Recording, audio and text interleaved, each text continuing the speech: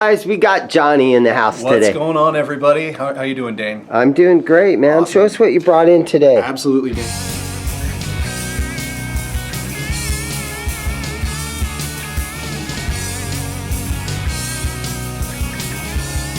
So right here, this is something incredibly unusual that I couldn't pass up. It's kind of a project that I picked up on Reverb.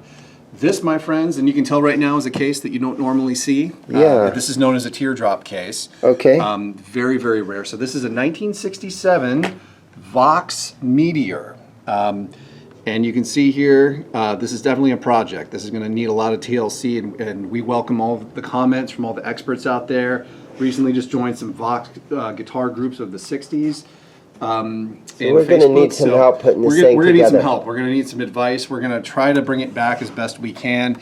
You guys can see that this this top pick guard is pretty warped.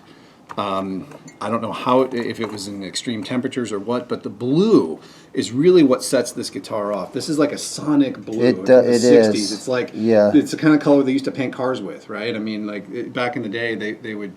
A lot of the guitar colors were also the same colors of cars.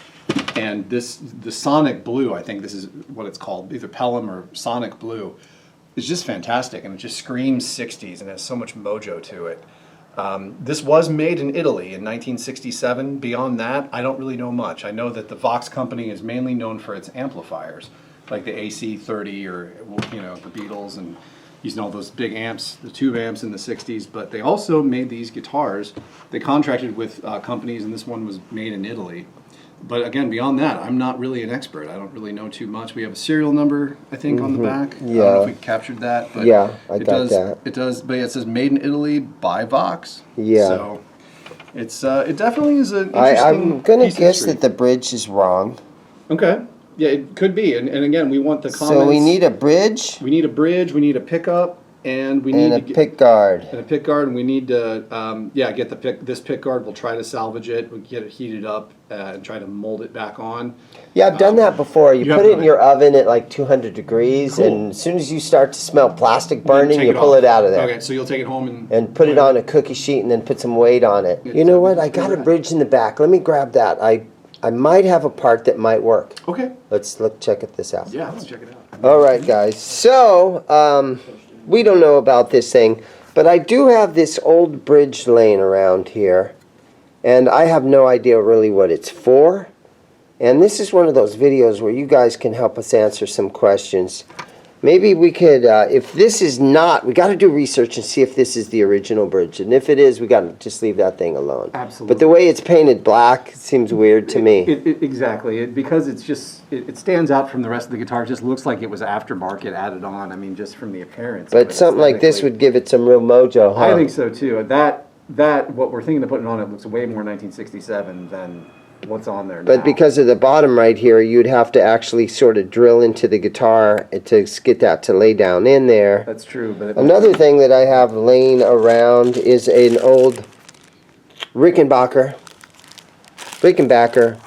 pickup. Yeah, high gain. So maybe we could put a Rickenbacker pickup in it. That'd be kind of cool too. Yeah, I want to do it. All right. Let's do it. He's ready. I'm ready. Let's do it. I think this would be such a rad project, and also, yeah, we're gonna get this top really hot. See if it can be molded back to. Yeah, you know, Phil McKnight did a video where he just put a warped pickguard in his oven on a cookie sheet. He took it out of the oven, and he laid another cookie sheet on top of it, and then he put some weight on it, a couple pots and pans to give it some weight, and then 10 minutes later, after it's cooled off, it's nice and flat. So. I'll be working with here, so. Or we can, you know, there's different places you can go to look for a pick guard too, because it is chipped on both tops. But with that, you know, we got some research to do. We sure do. And look at this carve. Yeah, it looks you like could actually have 3 pickups in this thing. Yeah. So we might want to just shoot for another pick guard. Pick guard, yeah. Because it'd be cool to put just one in the bottom as a slant, make a super strat out of it. Yeah, let's do it. So anyhow, we're in the market. Leave it in the comments, guys, if you can help us out. Okay? Awesome. Thanks, Johnny. Yep. Okay, so I'm sitting here looking at eBay, and there's a Vox on here, and I'm looking at this bridge, Now this bridge, let's see if I can do this and show you guys. This looks like the same bridge, but this one has been painted black. And for some reason, where the spring goes underneath here, this little arm's been broken off. And so the arm's broken off and it's been painted black. It would look a lot better if it was re-chromed. And you could probably, I don't know for sure, but you might be able to get that new piece that goes on the end right there. Maybe it's a long shot, but I kind of think that thing needs to, you know, the paint needs to be stripped off of that. And it needs to go back to as chrome, or at least as chrome as you can get it. So yeah, there's some stuff on eBay. Same guitar. 2 weeks later. Okay, so we're back. It's been a couple of weeks, and here it is, all finished up. So this is the old pick guard, and wow, what a mess this thing was. But here we go. So we had a new pick guard made on it. We installed a Guitar Fetish mini humbucker right in the center position. And we got it all cleaned up, and it's ready to rock. The guy that made the pick guard, he does an awesome job. He has a CNC machine, and he was even able to get the Vox logo inscribed in there. So a really cool guitar. Right. So here it is.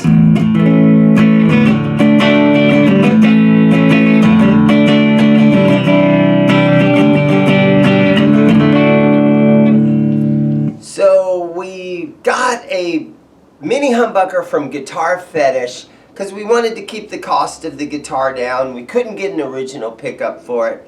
I'm sure if we would have searched long and hard, we probably could have found one. But I think the Guitar Fetish mini humbucker looks really good in there.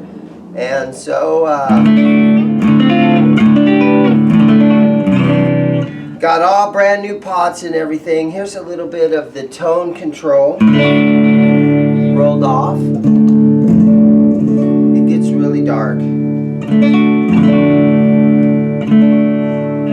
It's got a kind of it's a pretty wide neck. It's pretty substantial. And it feels very narrow.